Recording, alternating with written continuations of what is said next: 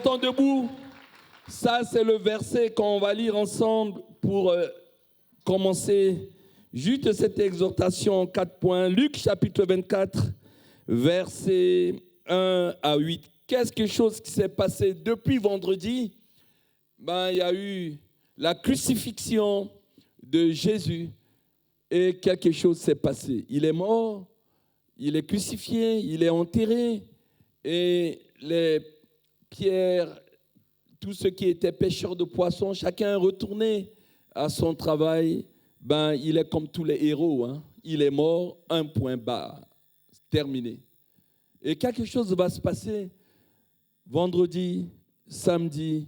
Les femmes se rendirent comme d'hab pendant ces 2 jours. Et ce dimanche matin, vous voyez, les symboles comptent. Et c'est le premier jour de la semaine, puisque le 7e jour, c'est le sabbat, c'est samedi, n'est-ce pas? Nous, on dit toujours lundi, mais le premier jour, c'est dimanche, n'est-ce pas? Alors, le premier jour de la semaine, elles se rendirent au sépulcre de grand matin, portant les aromates qu'elles avaient préparés. Elles trouvèrent que la pierre avait été roulée de devant le sépulcre. Premier étonnement. Et étant entrées, elles ne trouvèrent pas le corps du Seigneur Jésus. Verset 4. Comme elles ne savaient que penser de cela, voici, 2 hommes leur apparurent en habits resplendissants. Mais ces 2 hommes qui étaient là leur dirent, « Pourquoi cherchez-vous » Répétez après moi. « Parmi les morts, celui qui est vivant. » On répète, « Pourquoi cherchez-vous parmi les morts » Celui qui est vivant. Verset 6. On répète ensemble, « Il n'est point ici, mais il est ressuscité. » Je vais continuer le reste. Il leur dit, souvenez-vous de quelle manière il vous a parlé lorsqu'il était encore en Galilée, verset 7. Et qu'il disait, il faut que le Fils de l'homme soit livré entre les mains des pécheurs, qu'il soit crucifié et qu'il ressuscite le 3e jour. Et elles se ressouvinrent des paroles de Jésus. C'est pourquoi il y a une différence, on le verra dans la conclusion, entre Pâques avec eux, qui symbolise la sortie des enfants d'Israël de l'Égypte pour aller à la terre promise. Mais nous, ce matin, c'est Pâques avec S. Parce que dans ce Pâques-là, il y a la mort, il y a les souffrances, la passion de Jésus, il y a la résurrection. C'est pour ça qu'on met un S. C'est-à-dire qu'il y a beaucoup de choses dedans. Il n'y a pas que la sortie d'Égypte, mais dans cette Pâques, ça se termine avec la résurrection. Et elle se ressouvient des paroles de Jésus. Tu acclames et tu peux t'asseoir. Alléluia. Gloire à Jésus. Alors, c'est un jour de Pâques, ce n'est pas un jour dédié à l'enseignement, mais nous voulons vous donner 4 révélations au travers de ce message de Pâques. Oui, Pâques célèbre la résurrection de Jésus, notre Sauveur. Nous l'avons chanté, c'est le vainqueur de la tombe. Concrètement, comment l'appliquer dans notre vie?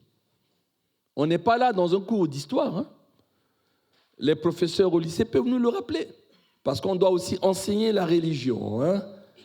Ça fait partie de l'histoire. Mais toi qui as fait le déplacement ce matin, comment traduire cette résurrection dans ta vie? Dans ce monde où il y a tellement de problèmes, des épreuves extérieures et intérieures, et dont nous avons besoin de guérison intérieure.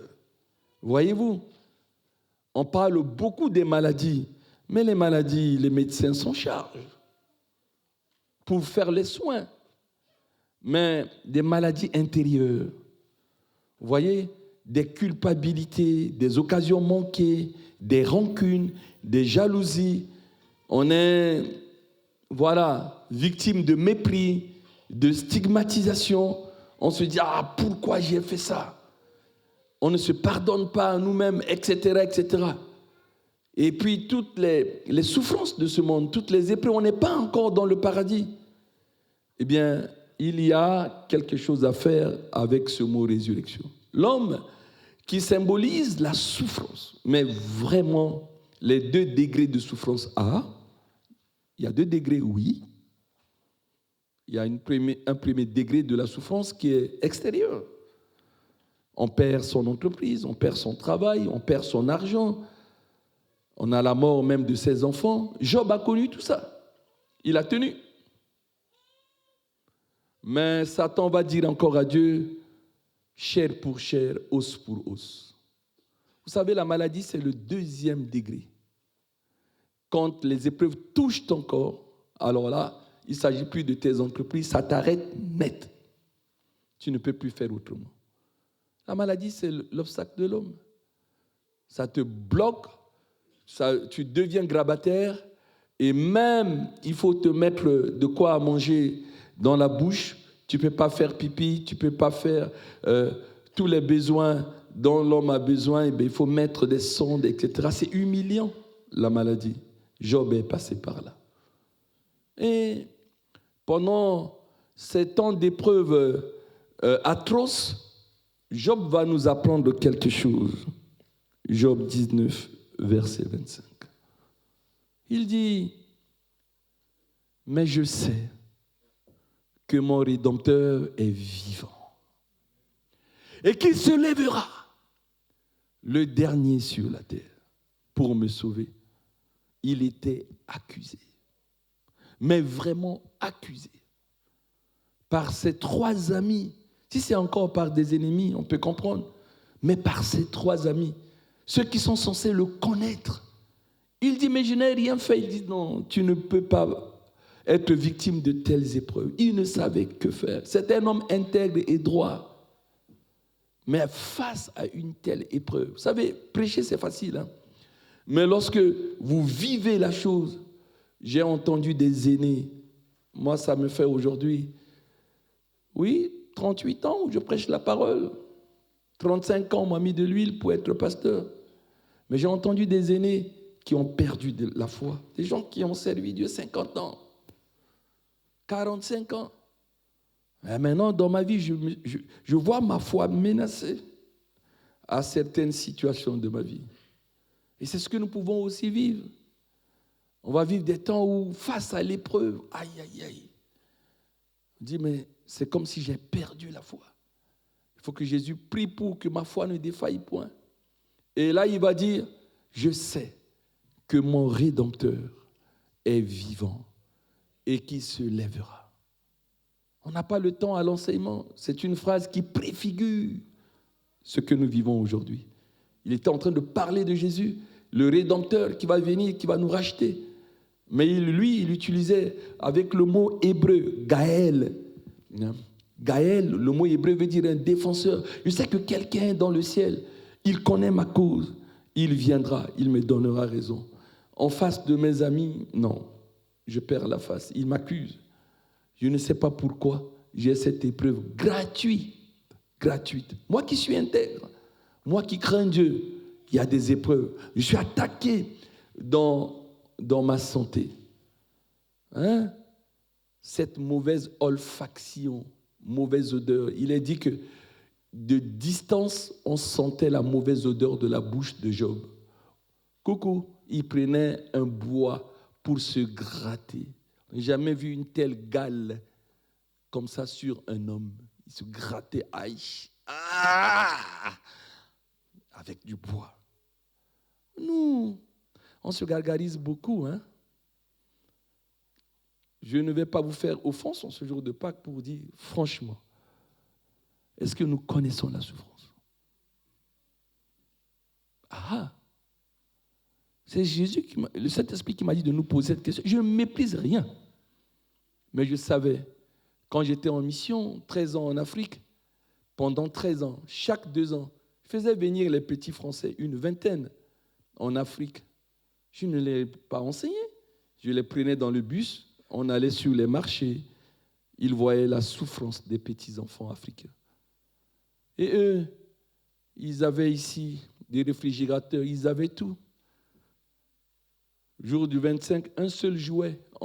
Les petits-enfants pauvres se le partagent entre voisins. Et ici, il y a un monde de consommation. Et c'est le monde le plus plaintif dans nos pays nantis d'Europe. Il y a problème. Mais il dit, je sais que mon Rédempteur est vivant. Ce matin, vraiment comptons les bienfaits de Dieu. Quand je dis, est-ce que nous connaissons la souffrance, je dis, mais est-ce que le pasteur connaît mes problèmes?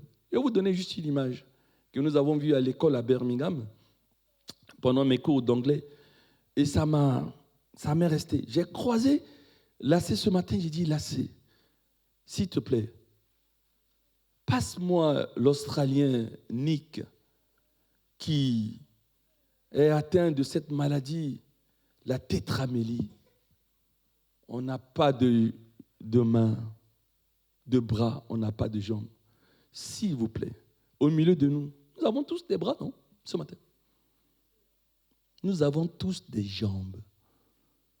C'est pourquoi je vous dis, bats la terre, hein? Je souffre. Mais tu as 2 bras. Tu as 2 jambes. En face de Nick, qu'est-ce que tu vas dire? Tu as 2 bras. Tu as 2 jambes. En face de Nick, qu'est-ce que tu vas dire? On va revenir sur cette image dans le point 2. Mais déjà à ce niveau, merci Lassé. Déjà à ce niveau, je voulais te dire, lorsque tu pries, il y a un argument pour ton intercession. Je sais que mon Rédempteur est vivant. Parce que lorsqu'on vit des situations, on se dit, pourquoi Dieu il est silencieux? C'est incompréhensible. En réalité, il est comme mort. Parce que c'est ce que Satan veut nous dire. Mais si ton Dieu il est vivant, pourquoi il n'intervient pas? C'est pour ça que, mais Dieu il est éternel. Pourquoi Job dit que c'est que mon Rédempteur est vivant? Ça crée un doute, hein? C'est qu'il a besoin de le confesser. Parce que ne nous cachons pas la face. Dieu, il est là, mais il est comme mort dans ma situation. Parce que j'attends une réponse, je ne l'ai pas. J'attends une réponse, je ne l'ai pas. J'attends une réponse, je ne l'ai pas. Je ne comprends pas pourquoi je ne suis toujours pas marié. Je ne comprends toujours pas pourquoi je n'ai pas d'enfant, quand bien même marié. Je ne comprends toujours pas pourquoi il y a un de mes beaux-fils qui me disait il y a 2 semaines, juste des problèmes, hein, des petits problèmes comme ça, des difficultés des banquiers. Il dit, mais beau-père, c'est comme si je n'ai pas une tête à avoir un pavillon. Je ne comprends pas. J'apporte autant d'apports, il y a toujours un problème qui bloque. Je lui ai dit, confesse, ton Rédempteur est vivant. Depuis 1 semaine, c'est débloqué. J'ai dit, alors, tu as la tête pour avoir un pavillon? Ah, qu'est-ce qu'on se plaint? Pensons à Nick. Toi, tu as 2 bras, toi, tu as 2 jambes, et ça va te parler. Ça va te parler. Deuxième, j'ai dit qu'il y a juste 4 points. Deuxième point, nous allons aller dans Jean chapitre 11, verset 25. Jean chapitre 11, verset 25. Ah, une phrase étonnante. Jésus lui dit, il disait ça à Marthe, « Je suis la résurrection et la vie. Celui qui croit en moi vivra, quand même il serait mort. » On le prêche lorsqu'on va à une place mortuaire ou à un enterrement. Mais ce matin, cette parole est pour nous. Jésus dit, « Je suis la résurrection. » Il faut que tu comprennes la révélation sur ce mot résurrection. Mon Rédempteur est vivant, là c'est important. Je suis la résurrection et la vie. Celui qui croit en moi vivra, quand même il serait mort. Il s'agissait de Lazare qui était mort. Et au verset 39, Marthe lui dit, mais depuis 4 jours, le corps est en train de pourrir. Il y a la putréfaction qui a commencé déjà. Et on a vu qu'il est allé, il l'a ressuscité. 4 jours passés, 4 jours. Mais je m'en vais vous dire quelque chose. Quand Jésus dit « Je suis la résurrection et la vie », si vous voulez comprendre cela, on ne va pas enseigner ça ce matin, mais s'il te plaît, là c'est juste, passe-nous cet homme qui contemple l'Éternel. Il contemple l'Éternel, il voit que ce monsieur divin est éternel, il est vivant, il s'appelle Ézéchiel. Ézéchiel, ça veut dire qu'il contemple l'Éternel. Ézéchiel 37, juste les 2 premiers versets. Je vous mets juste l'eau à la bouche. La main de l'Éternel fut sur moi et l'Éternel me transporta en esprit et me déposa dans le milieu d'une vallée remplie d'ossements. On continue. Il me fit passer auprès d'eux, tout autour les voici. Ils étaient fort nombreux à la surface de la vallée et ils étaient complètement secs. Le texte ne nous dit pas, est-ce que c'est depuis 1000 ans, 500 ans, 100 ans qu'il y avait ces ossements-là? Ça dépasse Lazare. 4 jours, Lazare encore avait la chair qui était en train de pourrir, de se corrompre. Mais là, il y a une vallée, cet endroit entre deux collines. Il y a tellement des eaux. Et Dieu va dire à Ézéchiel, tu vas faire quelque chose. Il voulait montrer à Ézéchiel là qu'il est la vie, qu'il est la résurrection. Il dit, mais tu vas prophétiser sur ces eaux. Et tu vas dire à ces eaux, on va s'arrêter là, mais vous allez lire à la maison. Tu vas dire à ces eaux, ce que les neurologues font maintenant, les neurologues, c'est les électriciens du corps, n'est-ce pas? Eh bien, il faut que les nerfs viennent sur ce corps. Il faut que la chair vienne sur ce corps. Et ensuite, tu vas prophétiser pour que l'esprit, vous savez, Genèse 2,7, quand Dieu a fait de l'homme avec la poussière, il a soufflé dans ses narines. Et l'homme est devenu une âme vivante. Quand le souffle de vie te quitte, tu meurs. On dit simplement, oh, il est mort. Ah bon, pourquoi? Mais il ne respire plus. Mais qu'est-ce qu'il est malade? Monsieur, vous posez beaucoup de questions, son cœur s'est arrêté, point. Il n'y a pas de débat là-dessus. C'est marqué sur ton certificat de décès.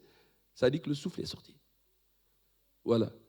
Et là, sur les ossements desséchés, vous réaliserez que votre Lazare, c'est peut-être votre projet. Quelque chose que vous voulez faire, mais qui est mort, qui est enterré. C'est même devenu sec. Le message de la Pâque, c'est que tu puisses prophétiser. Tu prophétises sur un vieux projet où il n'y a plus de nerfs dessus, où il n'y a plus de chair dessus. Un projet qui est définitivement enterré. Prophétise dessus. Dieu crée par la parole. Et nous n'avons aucune idée de notre identité. On a du pouvoir. Dis amen à ça. La parole, c'est la matière première de Dieu. Et si tu ne sais pas ce qui est précieux de ce qui est vil, ta bouche est comme la bouche de Dieu. Il faut que nous apprenions à prophétiser sur notre vie.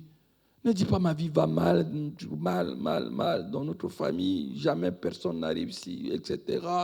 Oh là là. Prophétise que le meilleur est pour demain. Répétez après moi, le meilleur est pour demain. Ah, il y a encore des gens qui n'ont pas dit. Je t'apprends à prophétiser. Dis des bonnes choses sur ta vie. Répétez après moi sans vous commander, le meilleur est pour demain. Le bonheur et la grâce m'accompagneront tous les jours de ma vie. Mais il faut que tu le dises même chaque matin. Sinon, comment veux-tu que ta vie aille mieux? C'est ça. L'Éternel vient voir Ézéchiel, il dit, mais voilà, prophétise toi-même sur ces eaux. Or, ces eaux, c'était une armée. Quand vous lisez ça. Quand les nerfs, la chair, et quand l'esprit est rentré, c'était une armée qui était là.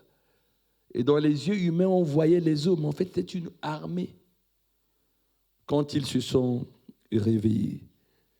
Ça, garde ça. Ton Lazare, hein, et avant de ressusciter Lazare, il a fait quelque chose, il a demandé de rouler la pierre. La pierre, c'est quelque chose de dur. Il y a peut-être un pardon que tu dois demander ou que tu dois accorder. Et après, ton projet sera ressuscité. Alléluia. Le point 3, c'est déjà la conclusion, car j'ai 4 points. Le point 3, tout simplement, je vous l'ai promis, je voulais rappeler que la Pâque, c'est quand les enfants d'Israël ont été tellement persécutés, ils ont crié à Dieu, et il va envoyer Moïse pour les sauver, etc. Il y a eu défi entre Moïse et les pharaons. Et cette dernière Pâque-là, c'est quand Pharaon est terrassé, il ne peut pas faire autrement. Il n'a fait que laisser les enfants de Dieu sortir. Tu peux me projeter l'image de la Pâque avec l'agneau sans tache, s'il te plaît. Voilà. Vous voyez, la Pâque a un coût financier. Hein?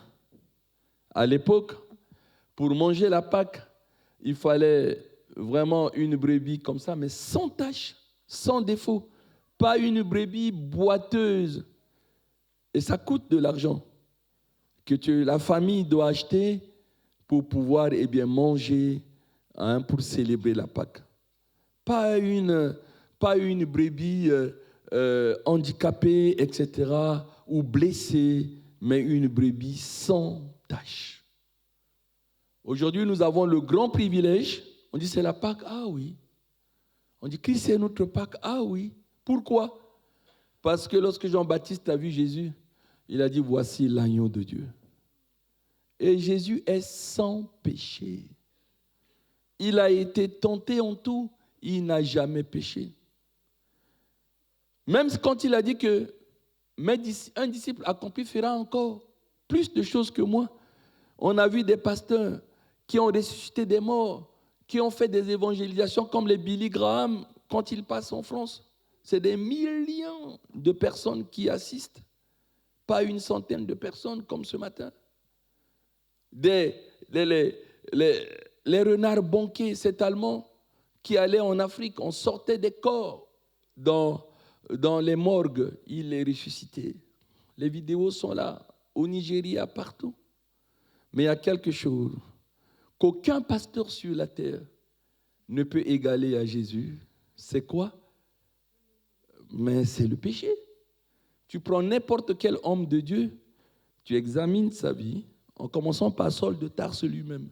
Hein? Vous allez voir qu'il y a toujours, quand Dieu l'appelle, c'est par grâce. Mais il y a toujours une tâche, quelque part. Mais lui, il est l'agneau vraiment sans tâche. Jésus, il est l'agneau sans tâche. Et la sortie, car Pâques veut dire, répétez après moi, Pessa. Pessa. Pessa, ça veut dire passage. Pour que les enfants d'Israël partent de l'Égypte pour aller à la terre promise, le troisième message à retenir, c'est que ce matin, il doit y avoir un passage dans ta vie. Mais ce n'est pas facile. Parce que pour passer à la terre promise, l'autre image que tu as mis tout à l'heure, voilà ça, pour en arriver là, traverser la mer comme ça là, non, il y a eu des murmures. Parce qu'au moment où ils étaient en marche, derrière eux, Pharaon avait regretté. Il dit, oula, c'est la main-d'œuvre qui est en train de partir. Il a donné l'ordre à son séma, le chef d'état-major. Il dit, tu les rattrapes. Et à nouveau, ils sont décidés de les rattraper. Et les enfants d'Israël entendaient les bruits des chars qui les poursuivaient pour les ramener en Égypte. Il est revenu sur sa parole. Alors là, les enfants d'Israël ont dit à Moïse, mais vous allez le lire, hein, Exode, tout le livre d'Exode 13, vous allez voir. Exode 14. Hein. Mais mettons déjà Exode 14, 13, s'il te plaît, M. Combé. Exode 14, 13 déjà. Les enfants d'Israël ont dit, mais ils vont nous rattraper. Mieux vaut qu'on aille mourir, on retourne mourir en Égypte que quoi que ce soit. Et Moïse était obligé de leur dire au peuple, ne craignez rien, restez en place et regardez la délivrance que l'Éternel va vous accorder en ce jour. Car les Égyptiens que vous voyez aujourd'hui, vous ne les verrez jamais. Marchez, marchez, c'est ce qu'on a chanté. Je marche, marche, hein? Marchez. N'ayez pas peur. Quand on a peur, on s'arrête. C'est pourquoi on dit aux chrétiens, on ne veut pas de ce verbe, je prends du recul. Je ne viens plus à l'église. J'ai des problèmes. J'ai des soucis, j'ai des épreuves. Je suis en train de prendre du recul. Non. Ben non. Si on fait l'audit de beaucoup de frères et sœurs qui ne sont pas venus ce matin, mais ils sont arrêtés. C'est pourquoi le texte dit, mais vous marchez si bien, vous courez si bien, mais qui vous a arrêté? Qui vous a arrêté? Il faut marcher. Même si tu entends des bruits derrière toi, marche. Mais devant toi, il y a la mer. La mer est là devant toi. Mais vas-y. Parce que comment est-ce que Dieu a appelé Moïse? Tu ne le sais pas. Il y a eu une démonstration dans le buisson ardent. Qu'as-tu dans la main? Il avait jeté le bâton. Ça s'est transformé en serpent. Il en a tenu la queue, c'est redevenu un bâton. Mets ta main sur ta poitrine. Il sort, c'était oui. Il y a une démonstration. Faites confiance à votre Moïse. Suivez seulement la vision, la direction. Murmurez pas, discutez pas, ne discutaillez même pas. Suivez. Et là, ils arrivent devant la mer. On retourne sur l'image. Là, c'est, eh bien, il a posé le bâton dans la mer. Ciao! Ça s'est ouvert. Mais même malgré là, dans ma Bible, j'entends la voix, parce que j'ai une Bible audio. Même au moment où ils sont en train de traverser, il y a encore des gens qui disent ça ne sert à rien. Parce que comme c'est ouvert, mais les Égyptiens vont aussi. Donc ils finiront par nous rattraper. Il dit mais ça ne sert à rien, toutes ces démonstrations. Il y a des gens qui disent alléluia, on n'a jamais vu ça. La mer s'est ouverte. Vous avez encore des gens qui disent mais ça ne sert à rien, ça ne sert à rien. Ça ne sert à rien. Il y a toujours dans l'église ça. Mais pourquoi ça ne sert à rien? Tu n'as pas vu la mer ouverte? Non, non, non, mais ils vont, mais c'est ouvert. Ils vont nous suivre, non? Et frappe, ils sortent tous. Mais on n'a pas le temps. Mais c'est beau l'autre image. L'autre image, c'est l'armée d'Égypte qui remplace ces gens-là. Et ceux qui murmurent disent, mais tu vois, ils vont nous rattraper dans le désert. On dit que ça ne sert à rien les démonstrations là. Sauf qu'au moment où ils sont tous rentrés dans la mer, voilà, les a engloutis tout simplement. Un film, il faut le suivre jusqu'au bout. Si tu ne suis pas un film jusqu'au bout, tu ne peux pas. Quand on était jeune, j'en avais marre. C'est pour ça que je n'aime pas le cinéma. Le film, j'aime maintenant le théâtre. On va regarder un film. Ceux qui l'ont déjà regardé, ils nous commentaient. Allez, tu vas voir là. S'il vous plaît. On peut suivre le film. Non, mais là, non. Des gens nous expliquent déjà. Moi, mon seul film que j'ai vu, c'est qu'est-ce que j'ai fait au bon Dieu? J'ai suivi ça 3 fois. Après, je connais par cœur. Mais la deuxième fois, la troisième fois, on allait là, j'expliquais aussi. Il dit, après ça m'a fait ça. Voilà. On ne peut pas s'empêcher. Et là, boum, ça s'est englouti. Ils se sont complètement engloutis. Le temps n'est pas à l'enseignement. Réfléchis à un point A et à un point B qui est le point de la destination. On l'a dit, hein? On l'a chanté. Hein? Moi, prier pour un madame. Hein? Si tu veux arriver à te marier comme ce pianiste qui est en train de sourire derrière moi, eh bien, pense bien que tout passage, M. Westnell, présente des obstacles qui nous dissuadent. C'est l'armée derrière et devant la mer. On est comme entre le marteau et l'enclume. Ce qu'il faut faire, c'est de confesser. Confesser. Tu dis que les obstacles qui sont derrière moi, ce qu'on appelle les Égyptiens sont les obstacles qui sont derrière moi. Ces Égyptiens qui sont là, comme j'ai confessé ce matin que demain est le meilleur pour demain je ne les verrai pas. Ferme tes yeux pour une seconde, s'il te plaît. Pense à un plan de destination. Pâques, c'est Pessa. Pâques, c'est Pessa, le passage. Je vais quitter mon point de célibataire pour aller me marier. Alors, appelle tous les obstacles qui sont là comme des Égyptiens. Et pendant que tu es en train de m'écouter parce que tu es un bon public, eh bien, murmure une prière dans ton cœur. Et dis, je vais traverser. Je vais passer. Paix. Je confesse qu'en ce dimanche de Pâques, je prends position. Par la foi, je vais passer. Tu cherchais un logement, tu veux aller d'un point de location à un point d'acquisition. Confesse-le. Pense pas aux obstacles. Je ne sais pas, pourcentage d'endettement, je ne sais pas quoi. Les difficultés que nous montrent ces banquiers. Et l'Église aussi prend sa part. Nous devons aussi faire un passage. À un moment où on est là en train d'attendre la bonne volonté des banquiers, on veut aussi quitter la location pour l'acquisition, en tant qu'Église. Mais je parle de ta vie individuellement. Tu as besoin d'un passage. Tu as besoin de quitter un point de tristesse à un point de paix.